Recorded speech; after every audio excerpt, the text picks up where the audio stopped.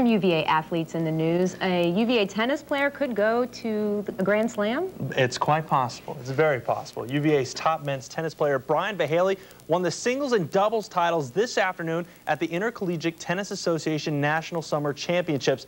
Now what that means is the win automatically earned Bahaley bids to the U.S. Open qualifying tournaments later this month.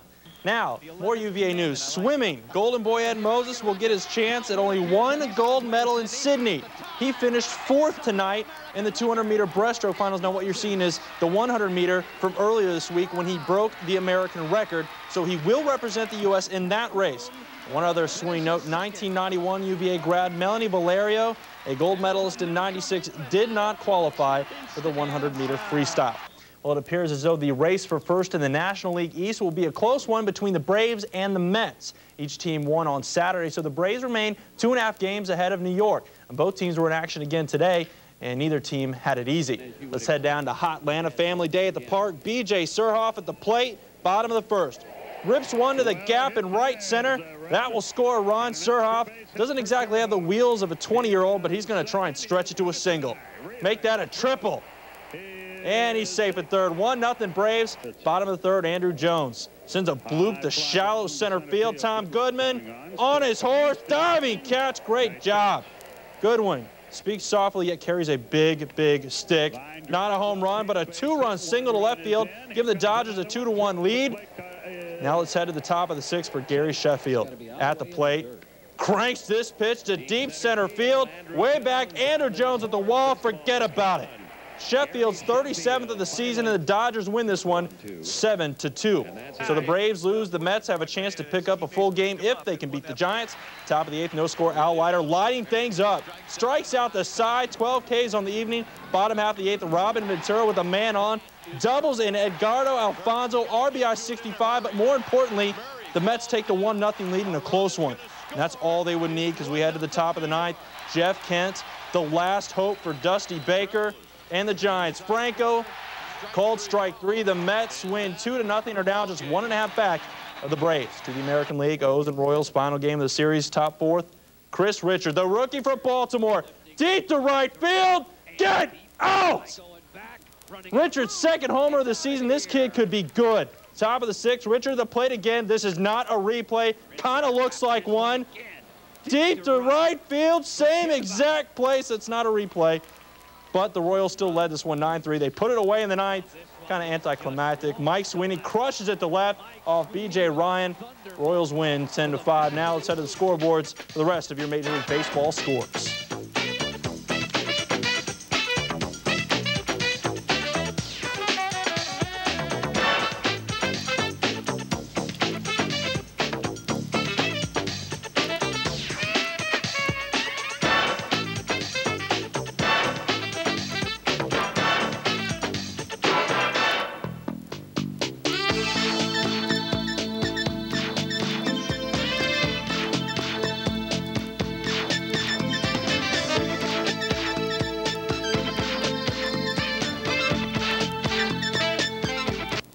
Well, Jeff Gordon does to road courses what Tiger Woods does to golf courses. He dominates them. In each of his last 3 trips to Watkins Glen in New York, Gordon has finished 1st. Now, even more impressive, he's won the last 6 road races on the Winston Cup Series.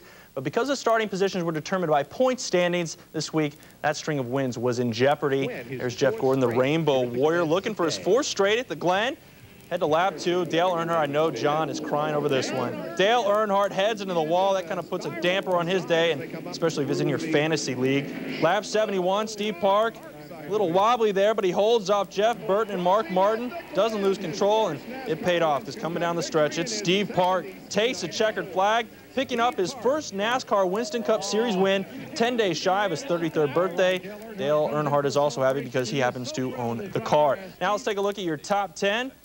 Followed by 5 other drivers. Actually, let's skip. Oh, there we go. I was a little ahead of myself, perhaps, maybe.